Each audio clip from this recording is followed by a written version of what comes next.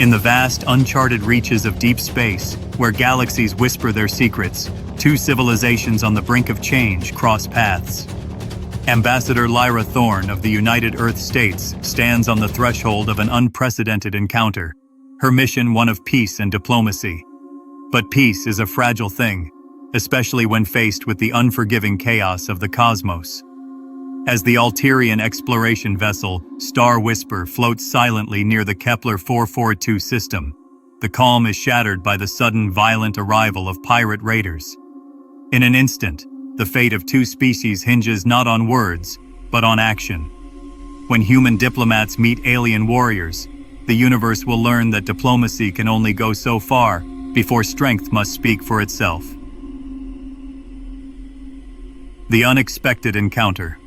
The vast emptiness of space stretched endlessly around the sleek vessel known as Star Whisper. High Counselor Zethkar stood before the observation deck's crystalline viewport, his silver-scaled hands clasped behind his back as he watched distant stars shimmer like scattered diamonds. His people, the Alterians, had been exploring the cosmos for over 8 centuries, driven by an insatiable curiosity about the universe and its mysteries.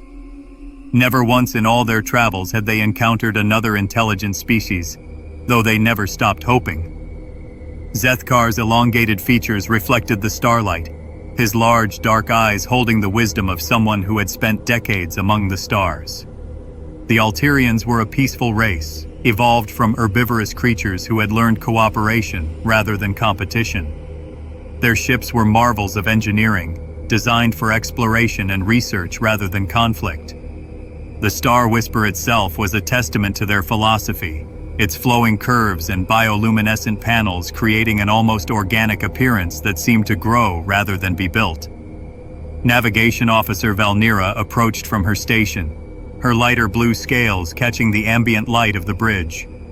She was younger than Zethkar, filled with the enthusiasm of someone experiencing her first deep space mission. Her movements were graceful and deliberate, characteristic of Alterian body language that emphasized calm efficiency over urgency. "High Counselor," Velthara said in their melodious language, "we are detecting something unusual near the 4th planet of this system. The readings suggest artificial construction, but the design parameters are unlike anything in our databases." Zethkar turned from the viewport, his expression showing mild curiosity rather than concern. In 8 centuries of exploration, the Alterians had encountered many mysterious phenomena, but they had always approached each discovery with patience and scientific method. "Display the readings on the main viewer, Velthara. Let us see what the universe has chosen to show us today." The central display activated, showing a vessel that immediately caught Zethkar's attention. The ship was elegant in its own way, but completely different from Alterian design philosophy. Where Alterian vessels flowed like living things, this craft showed clear geometric lines and purposeful angles. It was smaller than Star Whisper but appeared more densely constructed, as if every cubic meter had been optimized for specific functions. "Fascinating," Zethkar murmured, studying the image. "The construction suggests intelligence, but the design principles are foreign to us. Have you attempted to establish communication?" "Not yet, High Counselor. I wanted your guidance on proper protocols." Velthara's response showed the respect her culture held for experience and wisdom. Alterians never rushed into new situations, preferring to consider all angles before acting. "Begin with the standard mathematical sequences," Zethkar instructed. "If this vessel contains intelligent life, they will recognize the universal nature of mathematics. Follow with harmonic patterns and visual representations of our peaceful intent." Aboard the human diplomatic vessel UES Meridian, Ambassador Lyra Thorne was experiencing her own moment of historic significance. She had spent 15 years in diplomatic service, negotiating treaties between Earth's colonies and mediating disputes across human space. This mission to the Kepler 442 system was supposed to be routine, a survey of potential colony sites and resource availability. The appearance of an alien vessel had changed everything. Lyra stood in the Meridian's communications center, her auburn hair pulled back in the practical style favored by career diplomats. Her green eyes showed the sharp intelligence that had made her one of Earth's most successful negotiators. Unlike many in the military, she believed that first contact with alien life should be handled with patience and understanding rather than suspicion. Ambassador, called Communications Officer Janet Park from her station. We're receiving structured transmissions from the alien vessel, mathematical sequences, harmonic progressions, and what appears to be pictographic representations. It's clearly an attempt at communication. Lyra moved to review the incoming data, her diplomatic training immediately recognizing the peaceful nature of the contact attempt. They're trying to establish dialogue, she said with growing excitement. This is exactly what we hoped for. Begin responding with our own mathematical sequences, but keep the transmissions simple and non-threatening. We want to show them we understand their intent. The exchange of communications continued for several hours, with both sides gradually building a rudimentary translation matrix.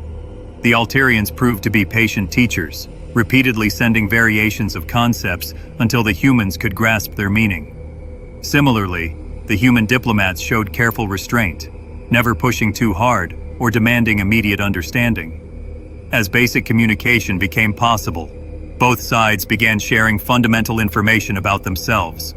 The Alterians identified themselves as peaceful explorers from a distant star system, while the humans explained their own mission of scientific survey and potential colonization. Neither side mentioned weapons or military capabilities, focusing instead on their shared curiosity about the universe.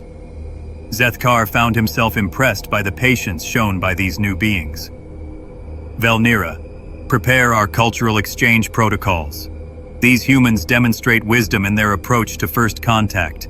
I believe we may have found kindred spirits among the stars. On the Meridian, Ambassador Thorne was reaching similar conclusions. Officer Park, begin transmitting our standard first contact cultural package. Include our history of exploration, scientific achievements, and philosophical developments. I think these Alterians will appreciate our intellectual approach to discovery. The cultural exchange revealed fascinating parallels between the two species. Both had developed space travel through scientific curiosity rather than military necessity. Both valued knowledge and exploration over territorial expansion. Both had evolved cooperative social structures that emphasized collective benefit over individual gain. It seemed like a perfect foundation for friendship between species. However, this peaceful interaction was about to be shattered by forces neither species had anticipated. The first warning came from Velthara's sensor station. High Counselor, I am detecting 3 vessels approaching at high velocity. Their energy signatures are aggressive. They appear to be targeting both our ship and the human vessel. Zethkar studied the new contacts with growing confusion. In 8 centuries of exploration, the Alterians had never encountered truly hostile intelligence. The concept of unprovoked aggression was alien to their peaceful nature. Perhaps they are simply cautious, he suggested.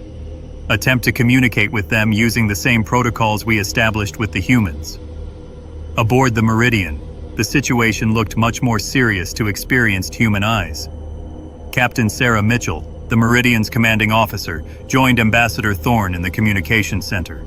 Her military background immediately recognized the threat profile of the approaching vessels. Ambassador, those ships are pirates, Captain Mitchell said grimly. I've seen that configuration before. They're raiders who prey on isolated vessels. We need to call for military support immediately. Lyra felt her stomach tighten with dread. The perfect first contact scenario was about to become a disaster. Can we outrun them? The Meridian isn't built for speed, Mitchell replied. We're a diplomatic vessel, designed for comfort and communication, not combat. I'm sending an emergency signal to the nearest patrol fleet, but response time will be at least 6 hours. The pirate vessels were now close enough for detailed scanning. They were ugly, predatory ships built from salvaged components and bristling with weapons. Their hulls showed the scars of countless battles, and their energy signatures indicated poorly maintained but still dangerous weapon systems. These were not explorers or diplomats, but predators who survived by taking what others had built. The lead pirate ship broadcast a message in crude Universal Standard, the trade language that had developed among human colonies. Unknown vessels, you will surrender your technology and cargo immediately. Any attempt to flee or resist will result in your destruction. You have 5 minutes to comply." On Star Whisper, the Alterians struggled to comprehend what they were hearing. Zethkar turned to Velthara with confusion evident in his large eyes. "They demand our possessions? But why would they not simply ask for what they need? Surely we could arrange a trade agreement that benefits everyone." Velthara was equally puzzled. "High Counselor, their language patterns suggest threat and coercion. I do not understand why they would choose hostility over cooperation." Meanwhile, Ambassador Thorn was desperately trying to manage a rapidly deteriorating situation. She opened a channel to the Alterian vessel. "Zethkar, you need to understand that these pirates will attack us both. They don't want to trade or negotiate. They want to take everything we have and probably sell us as slaves." The concept of slavery was so foreign to Alterian thinking that Zethkar required several minutes to process the explanation. When he finally understood, his reaction was one of profound shock rather than fear. "But this is barbaric. How can intelligent beings choose to harm others for personal gain?" "Because," Lyra replied sadly, "not all intelligence leads to wisdom. Some beings use their capabilities to hurt others rather than help them." It was at this moment that space around them suddenly filled with brilliant light as a massive human warship dropped out of hyperspace. The UES Thunderbolt was a dreadnought-class vessel designed specifically for combat operations. Its dark hull was angular and aggressive, covered in weapon arrays and defensive systems. Where the Meridian looked like a luxury liner and Star Whisper resembled a work of art, the Thunderbolt was clearly built for one purpose: war. Captain Marcus Reed stood on the Thunderbolt's bridge, his weathered face showing the calm confidence of a veteran military commander. He had received the Meridian's distress call and pushed his ship to maximum speed to reach the scene. Now, studying the tactical display, he quickly assessed the situation. "Tactical, give me a full analysis of those pirate vessels," Reed ordered. "Weapons, shields, probable crew size. I want to know exactly what we're facing." Lieutenant Commander Torres responded from the tactical station. "3 modified cargo vessels, sir. Heavy weapons but poor armor. Estimated crew of 40 to 50 per ship. They're positioning for a standard piracy operation, trying to box in both the diplomatic vessel and the alien ship." Reed nodded grimly. He had fought pirates before and knew their tactics well. They relied on overwhelming firepower and intimidation rather than skill or strategy. Against civilian vessels, these tactics were often effective. Against a military warship, they were suicide. "Communications.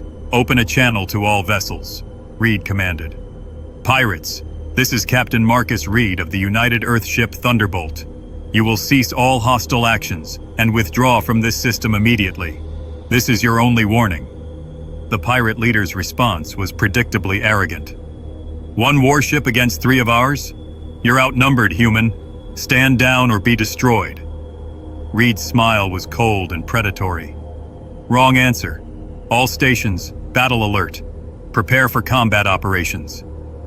On Star Whisper, the Alterians watched in fascination and growing horror as the human warship prepared for battle.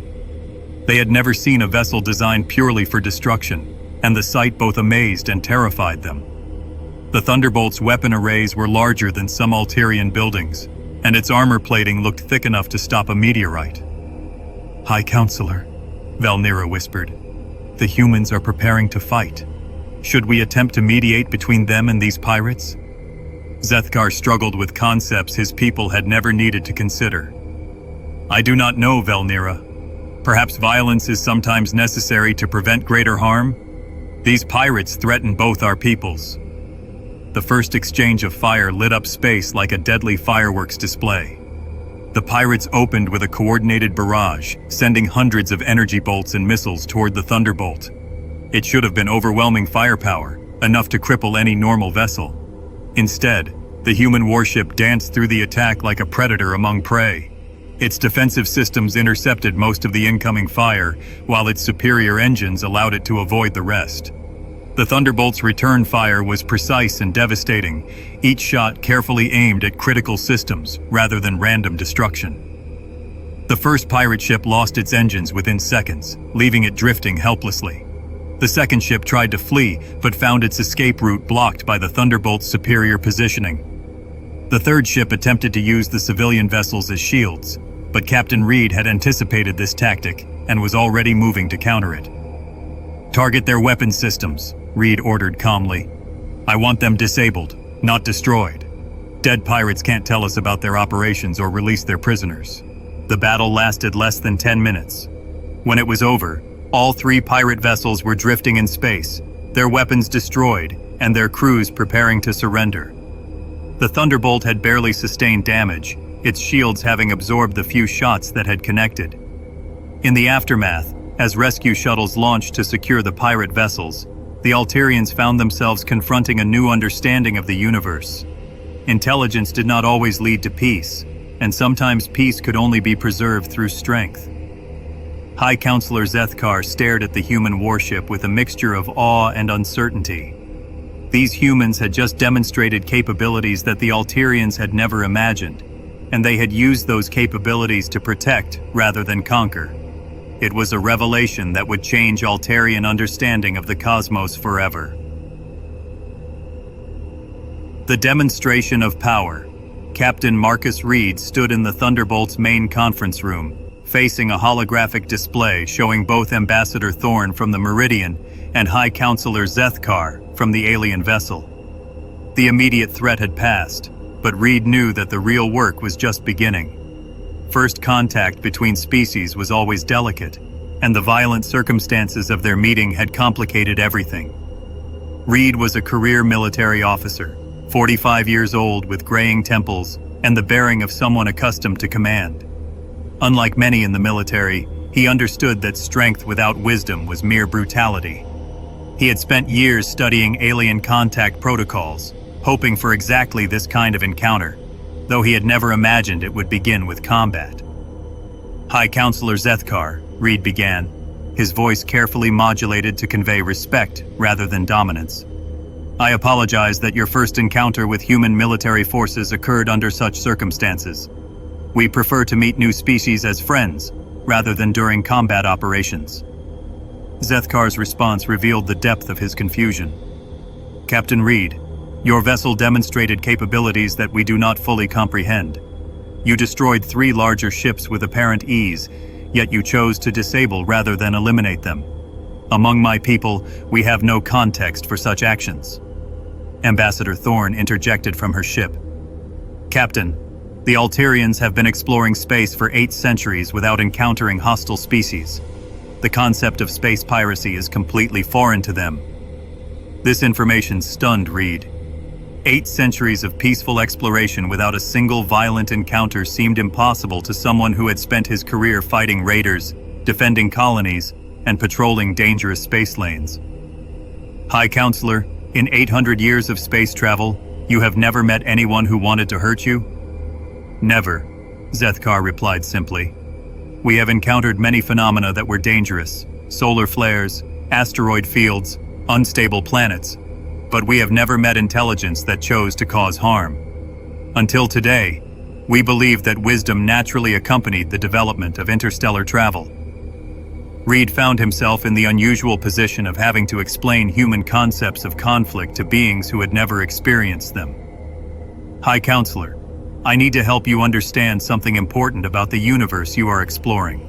Not all intelligence leads to wisdom, and not all species choose cooperation over exploitation." On Star Whisper, Velthara was analyzing the tactical data from the recent battle. What she discovered amazed and terrified her in equal measure. "High Counselor, I have been studying the human warship's performance during the engagement. Their tactical capabilities exceed our understanding." "In what way?" Zethkar asked, though he suspected he would not like the answer. "They anticipated every move the pirates would make," Velthara explained. "Their positioning, their target selection, their use of minimum necessary force, everything was calculated for maximum effectiveness with minimal collateral damage. This suggests not just advanced technology, but advanced thinking about conflict." Captain Reed continued his explanation to both alien and human diplomats. "The pirates we just defeated are part of a larger problem that affects this entire sector of space. They prey on isolated vessels, taking cargo, technology, and sometimes people. They have bases hidden throughout unclaimed systems, and they have been growing bolder in recent months. Zethkar struggled to process this information. But why do your authorities not simply communicate with these pirates? Surely their needs could be met through trade and cooperation? Reed exchanged a glance with Ambassador Thorne before responding. High Counselor, I understand why you would think that way, but these pirates have chosen a path that makes peaceful resolution impossible. They take what they want by force because it is easier than working for it. They capture people and sell them as slaves because it is profitable. They exist by harming others. The word slaves required extensive explanation, as the Alterians had no concept of forced labor or ownership of sentient beings. When Zethkar finally understood what slavery meant, his reaction was one of profound horror. Beings holding other beings as property?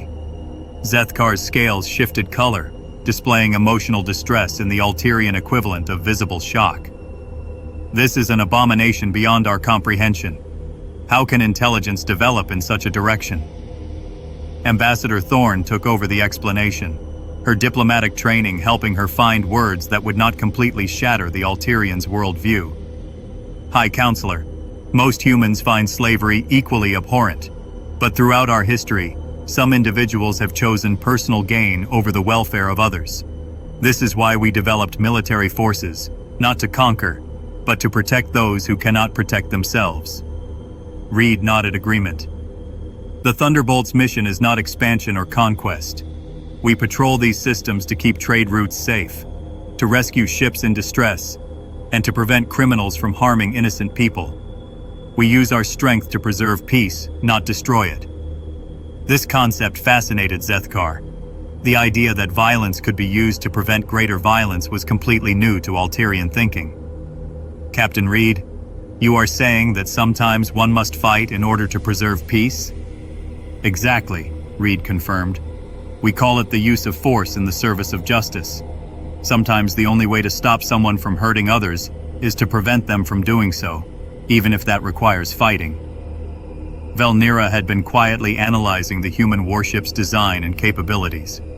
What she discovered provided new insights into human thinking. High Counselor, I believe I am beginning to understand these humans. Their vessel is designed not just for destruction, but for protection. Notice how their weapons can be precisely controlled. Their shields prioritize defending other ships, and their systems are optimized for rescue operations as well as combat. Reed was impressed by the young Alterian's analytical abilities. Your officer is very perceptive, High Counselor. The Thunderbolt carries advanced medical facilities, rescue equipment, and humanitarian supplies. We are prepared to fight when necessary, but we prefer to help when possible. Zethkar began to see humans in a new light. So your military vessels serve multiple purposes. They are simultaneously weapons of war and tools of mercy? The best of them are, Reed agreed. A ship that can only destroy is just a weapon.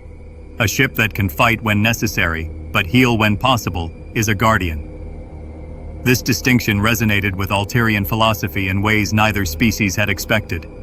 The Alterians valued protection and nurturing above all else, and the idea that strength could serve these values rather than oppose them opened new possibilities for understanding. Ambassador Thorne seized the opportunity to build on this common ground. High Counselor, your people and mine share many values. We both explore space to learn and grow rather than to conquer. We both seek to help rather than harm. The difference is that humans have learned we sometimes need strength to preserve these values. Zethkar considered this carefully. Ambassador Thorne, Captain Reed, I begin to understand that the universe may be more complex than my people have realized. Perhaps our 8 centuries of peaceful exploration have been possible only because we have been fortunate enough to avoid the dangers you describe. Reed nodded grimly. High Counselor, I hate to say this, but your luck may be running out. Space is becoming more dangerous as various species expand their territories and resources become scarcer. Pirates like the ones we just defeated are becoming more common and more aggressive. This warning troubled Zethkar deeply. Are you saying that our people may face such threats in the future? It's possible, Reed admitted. But that's not necessarily bad news. Now that we have met each other, perhaps we can work together to face these challenges. The suggestion of cooperation intrigued both species. Ambassador Thorne quickly saw the diplomatic possibilities. High Counselor, your people have 8 centuries of exploration experience and advanced peaceful technologies. Captain Reed's people have developed defensive capabilities and tactical knowledge. Together, we might be stronger than either species alone.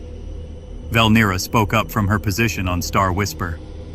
High Counselor, I have been analyzing the human technologies. They have developed solutions to problems we never knew existed. Their defensive systems, their tactical coordination, their crisis response protocols, all of these could be valuable to our people. Zethkar was beginning to see the wisdom in this suggestion. And what could our people offer to humanity in return? Reed had been studying the Alterian vessel's specifications during their conversation. High Counselor, your ship's energy efficiency is beyond anything we have achieved. Your sensors can detect phenomena we cannot even imagine. Your medical technology appears to be centuries ahead of ours. Most importantly, your people have achieved something we are still struggling toward. What is that? Zethkar asked. True peace, Reed replied. 8 centuries without conflict means your people have learned things about cooperation and harmony that humanity desperately needs to understand. The conversation was interrupted by Lieutenant Commander Torres from the Thunderbolt's bridge. Captain, we have completed our interrogation of the pirate prisoners. You need to hear what they told us. Reed's expression turned serious. Patch it through to the conference. Torres's voice carried disturbing news. Sir, these pirates are part of a larger fleet operating in this sector. They have been specifically targeting advanced technology, and they have information suggesting that other species in this region may be planning aggressive expansion. The situation is more complex than a simple piracy problem. This revelation changed everything. Zethkar felt a chill of fear that his people had never experienced. Captain Reed, are you saying that our peoples may face coordinated threats from multiple hostile species? It's possible, Reed admitted. But High Counselor, this makes cooperation between our species even more important. Alone, each of our peoples faces significant challenges. Together, we might be able to address threats that neither could handle independently. Ambassador Thorne saw the historic significance of the moment. Gentlemen, we are discussing the formation of the first interstellar alliance in human history. This could be the beginning of something extraordinary. Zethkar made a decision that would reshape both species' futures. Captain Reed, Ambassador Thorne, I believe my people need to learn about the realities of the universe we are exploring. Would it be possible for some of your people to travel with us and teach us about defense and protection? Reed smiled for the first time since the conversation began. High Counselor, I can think of nothing I would be more honored to do. And perhaps some of our people could learn from yours about diplomacy and peaceful exploration.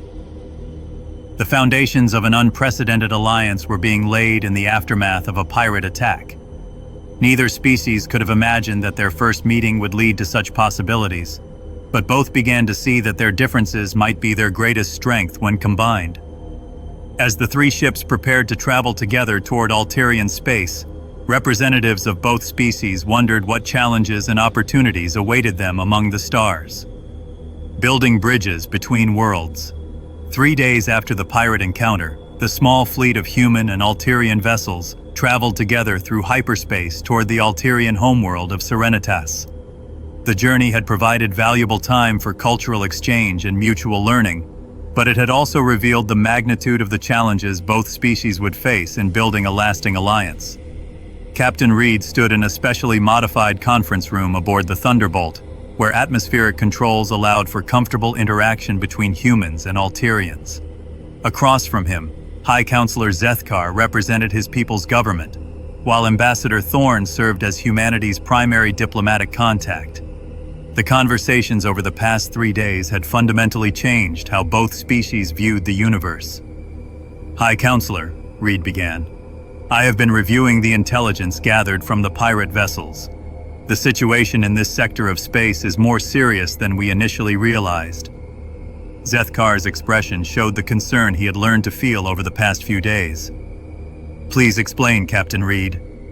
Reed activated a holographic display showing a three-dimensional map of local space.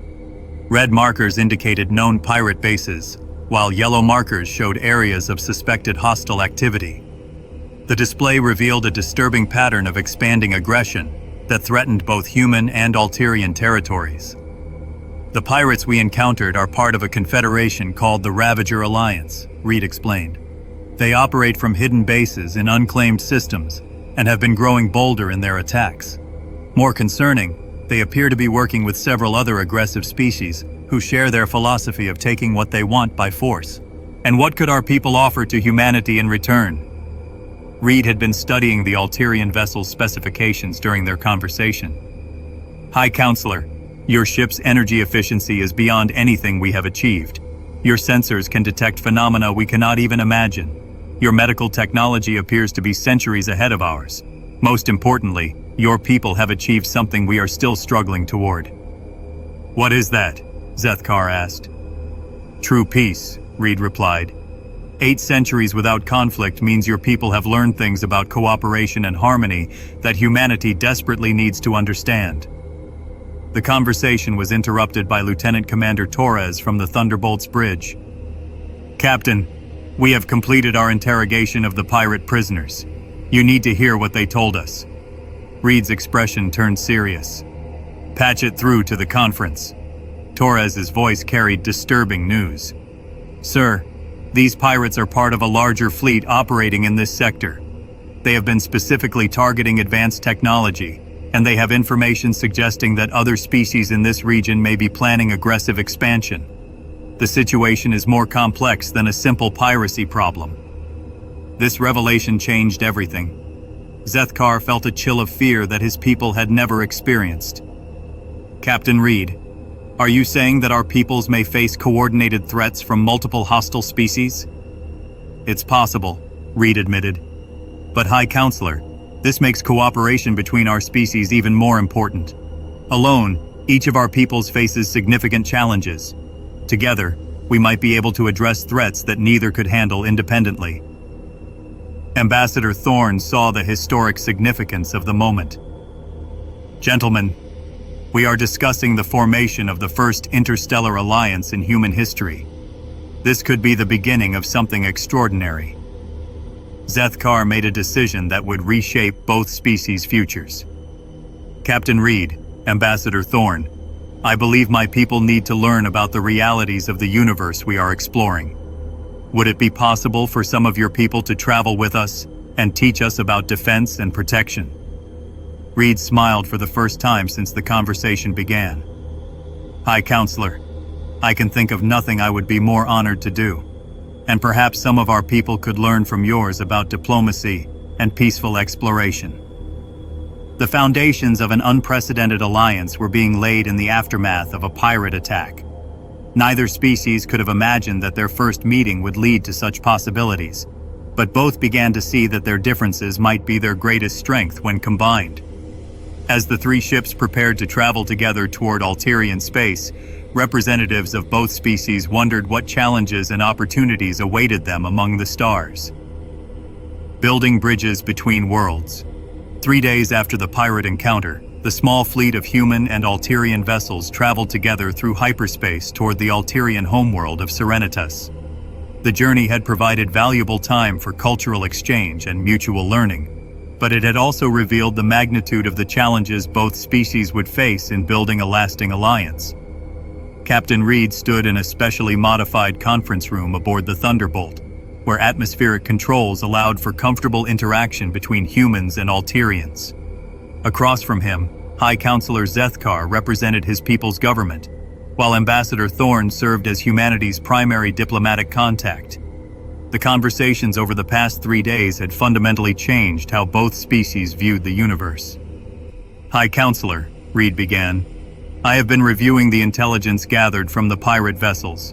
The situation in this sector of space is more serious than we initially realized. Zethkar's expression showed the concern he had learned to feel over the past few days. "Please explain, Captain Reed."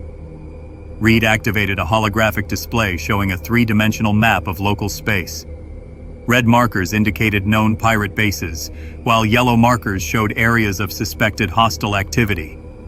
The display revealed a disturbing pattern of expanding aggression that threatened both human and Alterian territories.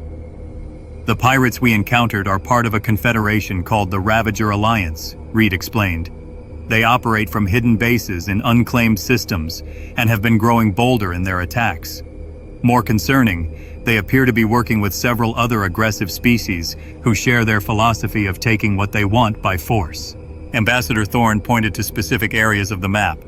"High Counselor, your traditional exploration routes pass directly through several zones that have become extremely dangerous in recent months. Your people have been fortunate to avoid confrontation so far, but that luck cannot last forever." Velthara, who had been studying human tactical doctrines with fascination, spoke from her position at the communication console. "High Counselor, I have learned that humans have developed sophisticated early warning systems and defensive protocols. They can detect threats long before they become immediate dangers." Zethkar absorbed this information with the careful consideration characteristic of his people. "Captain Reed, you are suggesting that my people need to learn about military defense in order to preserve our peaceful way of life." "Exactly," Reed confirmed. "High Counselor, there is a human saying, 'If you want peace, prepare for war.' It means that sometimes the only way to preserve peace is to be strong enough to defend it." This concept had become less foreign to Zethkar over the past 3 days, but it still challenged fundamental Alterian beliefs. "Captain, how do we ensure that in preparing for war, we do not become the very thing we seek to protect ourselves against?" Reed's answer revealed the depth of human thinking about this paradox. "High Counselor, that is perhaps the most important question any peaceful people can ask. The answer lies in why you fight and how you fight. We fight to protect others, not to conquer them. We use only the force necessary to stop aggression, not to cause unnecessary suffering. Most importantly, we never forget that the goal is peace, not victory." Ambassador Thorne added her perspective. "High Counselor, humans have struggled with this balance for thousands of years. We have not always succeeded, but we have learned valuable lessons about how strength can serve justice rather than ambition." The conversation was interrupted by a priority communication from the Alterian government. The holographic image of Supreme Counselor Marelth appeared in the center of the room. She was an elderly Alterian whose scales had developed the silver-white coloration that indicated advanced age and wisdom among her people. "High Counselor Zethkar," Marelth began in the flowing Alterian language, "we have received your preliminary reports about contact with the human species. The Council is deeply troubled by your descriptions of space piracy and hostile alien species. Are you certain these threats are real?" Zethkar responded with respectful formality. "Supreme Counselor, I have witnessed these dangers personally. Without the intervention of human military forces, both our vessel and a human diplomatic ship would have been captured or destroyed by pirates. The humans risked their lives to protect us from beings we did not even know existed." Captain Reed activated his translation protocols to address the Supreme Counselor directly. "Supreme Counselor Marelth, I am Captain Marcus Reed of the United Earth ship Thunderbolt. I understand that concepts of space warfare are foreign to your people, but I assure you that the threats we describe are very real. My government would be willing to share intelligence data that demonstrates the scope of the danger." Marelth studied Reed through the holographic connection, her large eyes showing the analytical intelligence that had made her the leader of the Alterian Council. "Captain Reed, your species has existed in space for only 2 centuries, yet you claim to understand threats that we have not encountered in 8 centuries of exploration. How do you explain this discrepancy?" Reed had anticipated this question and had prepared a careful answer. "Supreme Counselor, I believe your people have been exploring in different directions than the species we encounter. You have been fortunate to expand into regions of space that were peaceful or uninhabited. We humans began our expansion in a region where several aggressive species were already competing for resources. Ambassador Thorne supported Reed's explanation. Supreme Counselor, imagine that your people had begun exploring space in a region where resources were scarce and multiple species were competing for survival. Your development might have been very different. This perspective helped Maralth understand the situation. So you are saying that both our species' experiences are valid, but they represent different aspects of a larger universe? Exactly, Reed confirmed. Your people prove that peaceful exploration and cooperation are possible. Our people have learned how to survive when cooperation fails. Together we can combine the best of both approaches. Maralth considered this carefully before responding. Captain Reed, Ambassador Thorne, the Alterian Council is willing to consider an alliance with humanity, but we have concerns. How do we ensure that learning about warfare does not fundamentally change who we are as a people? Reed's answer demonstrated his understanding of Alterian values. Supreme Counselor, the goal is not to make your people into warriors. The goal is to give your people the tools and knowledge they need to protect the peace they have built. Think of it as learning to recognize and avoid dangers rather than learning to fight them. Velthara had been quietly analyzing data throughout the conversation.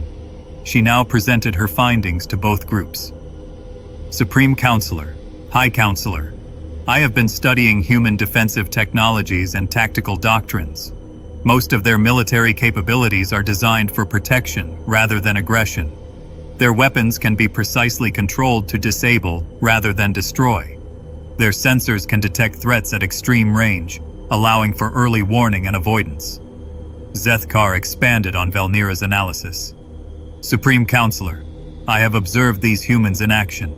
They chose to disable the pirate vessels rather than destroy them. They could have eliminated the threat completely, but they used only the minimum force necessary to protect both our ships. This demonstration of restraint impressed Maralth. Captain Reed, your people showed mercy to beings who intended to harm you? Supreme Counselor, Reed replied, those pirates are criminals who have caused great harm, but they are still intelligent beings. Whenever possible, we prefer to capture rather than kill. Dead enemies cannot be reformed, and they cannot provide information that might help us prevent future attacks. Ambassador Thorne saw an opportunity to build on this common ground. Supreme Counselor, this is an example of how human military doctrine has been influenced by our diplomatic and ethical traditions. Strength without wisdom becomes mere brutality. Wisdom without strength cannot protect what is valuable. Maralth made a decision that would reshape the future of both species. Very well. The Alterian Council authorizes limited cooperation with humanity for the purpose of mutual defense and protection. We will welcome human advisors who can teach us about recognizing and avoiding threats. In return, we will share our technologies and knowledge with humanity. Reed felt a profound sense of satisfaction. Supreme Counselor, I can assure you that humanity will honor this trust. We will provide only the knowledge and tools necessary for protection, and we will respect your people's commitment to peace. The formal negotiations continued for several more hours, with both sides working out the details of their unprecedented alliance. The Alterians would establish a joint defense council with human military advisors, providing training in threat recognition, early warning systems, and defensive tactics. In return, humans would gain access to Alterian medical technology, energy systems, and exploration techniques that could revolutionize human space travel. As the negotiations concluded, Zethkar reflected on how much had changed since their first encounter with human ships. Captain Reed, Ambassador Thorne, 3 days ago my people believed we were alone in a peaceful universe. Today, we have learned that the cosmos is both more dangerous and more wonderful than we ever imagined. Reed nodded thoughtfully. High Counselor, your people have given humanity something equally valuable. You have shown us that true peace is possible, that intelligence can develop without constant conflict. That knowledge gives us hope for our own future. The implementation of the alliance began immediately. Human technical teams transferred to Alterian vessels to begin installing early warning systems and defensive protocols. Alterian scientists joined human research teams to share their advanced medical and energy technologies. Most importantly, both species began the long process of learning to understand each other's perspectives on survival, cooperation, and the nature of civilization itself. Dr. Sarah Chen, the Thunderbolt's chief medical officer, found herself working alongside Alterian healers, whose understanding of biological systems far exceeded human knowledge. "High Counselor," she reported to Zethkar during one of their regular progress meetings, "your people's medical technology could eliminate most diseases that still plague humanity. The regenerative therapies alone could extend human lifespan by decades." Meanwhile, Lieutenant Commander Torres was training Alterian crew members in basic tactical awareness. "The key," he explained to a group of attentive Alterians, "is not to become paranoid, but to develop situational awareness. Understanding the difference between normal space phenomena and potential threats can give you the time you need to call for help or avoid danger entirely." Velthara proved to be an exceptional student of human defensive doctrine. Within days, she had mastered the basics of threat assessment and early warning protocols. "Commander Torres," she said during one training session, "I believe I understand now why humans developed such sophisticated sensor systems. You have learned to see danger coming from great distances, because you cannot always avoid it once it arrives." "Exactly," Torres confirmed. "Prevention is always preferable to response, but you need to be prepared for both." The cultural exchange revealed fascinating differences in how the two species approached problem solving. Humans tended to analyze threats and develop specific countermeasures, while Alterians preferred to understand underlying patterns and develop flexible responses. Both approaches had value, and combining them produced solutions that neither species could have developed alone. Captain Reed worked closely with Zethkar to develop joint operational protocols that would allow human and Alterian vessels to coordinate effectively during emergencies. "High Counselor," Reed explained during one planning session, "the key to successful cooperation is clear communication and shared objectives. Your people excel at long-term planning and resource management. Our people have experience with crisis response and tactical coordination." Zethkar was beginning to appreciate the complexity of human military thinking. "Captain, I am learning that your people's approach to conflict is far more sophisticated than I initially understood. You do not simply prepare to fight, you prepare to minimize the need for fighting." "That's the goal," Reed agreed. "The best military operation is the one that achieves its objectives without anyone getting hurt. Sometimes that requires the credible threat of force, but the threat only works if you are genuinely prepared to follow through when necessary." Ambassador Thorne spent much of her time working with Alterian diplomats to develop communication protocols that could be used with other species they might encounter. "High Counselor," she explained to Zethkar, "your people's patience and analytical approach to communication could be invaluable in preventing misunderstandings that might lead to conflict." The Alliance faced its first real test when long-range sensors detected a group of unknown vessels approaching Alterian space. The ships appeared to be scouts from the Ravager Alliance, probing for weaknesses in the newly formed human-Alterian cooperation. Reed immediately coordinated the response from the joint command center that had been established aboard Star Whisper. "High Counselor, this is exactly the kind of situation our alliance was designed to address. The approaching vessels are maintaining formation patterns consistent with reconnaissance missions." Zethkar found himself making decisions he never could have imagined a week earlier. "Captain Reed, what do you recommend?" "We show them that Alterian space is now protected," Reed replied. "A coordinated patrol of human and Alterian vessels should be sufficient to convince them that this region is no longer an easy target." The joint patrol mission demonstrated the effectiveness of the new alliance. Alterian vessels provided advanced sensor coverage and peaceful contact protocols, while human warships offered defensive capabilities and tactical coordination. When the Ravager scouts encountered this combined force, they quickly withdrew rather than risk a confrontation. "High Counselor," Reed reported after the successful mission, "the scouts transmitted detailed information about our cooperation back to their fleet. This should discourage future attempts to threaten Alterian territory." Zethkar felt a satisfaction he had never experienced before. "Captain, for the first time in our history, my people have successfully deterred a potential threat without compromising our peaceful principles. As weeks passed, the alliance continued to strengthen and evolve. Human colonies began implementing Alterian medical technologies that dramatically improved quality of life and reduced mortality rates. Alterian exploration fleets adopted human early warning systems that allowed them to avoid dangerous regions while continuing their peaceful missions. The success of the Human-Alterian alliance attracted attention from other species in the region. Several neutral civilizations approached both governments expressing interest in joining what was becoming known as the Cooperative Defense Initiative. The alliance was evolving into something larger than either species had originally envisioned.